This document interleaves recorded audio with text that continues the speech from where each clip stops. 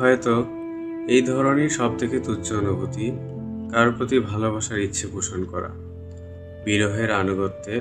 সেই যে কবে চিঠি লিখেছি শেষ বসন্তে, শুধু ঠিকানার ভুলে পাঠানো হয়নি। কোথায় থাকে সেই চোখদ্বয়, শুধুই ভেবে যাই। প্রস্থান ও আগমনের অভাব যেন পরিচিতির খোঁজখবর রাখতে নারাজ। মহাকালের সোপানে দাঁড়িয়ে আর্তনাদের পথের যেন চিরতর সমাপ্তি ঘটে। তবুও ভালোবাসার চোখে চোখ রাখা হয়ে ওঠে না। অনির্দিষ্ট গন্তব্যে কোনো বাহনের খোঁজ মেলে না। প্রেম যেন তারই ভাবমূর্তি। আত্মার বিসর্জনে আত্মত্যাগ। তবে কি ভালোবাসার বিসর্জনেই এত নির্মম চিত্ত? যেন আমি অন্ধকার দেখি, শুধু দেখতে পাই না তোমায়।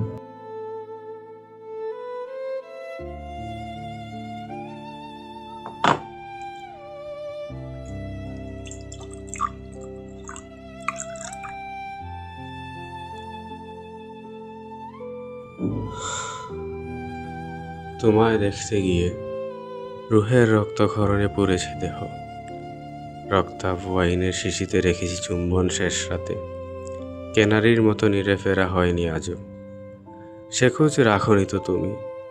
ফলস্বরূপ অলিখিত আবদারে থেকে যাবে ঠিকই ধূসর রঙের ছিল যত কবিতা। নিজের অজান্তেই তখন মনে হবে যেন কোনো এক তিক্ত অনুভূতি কতকাল ধরে রয়ে গেছে মনের কোণে।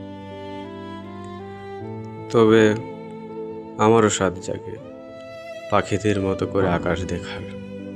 খোলা নবসানে উঠতে চাওয়ার ইচ্ছা কি মহাপাপ?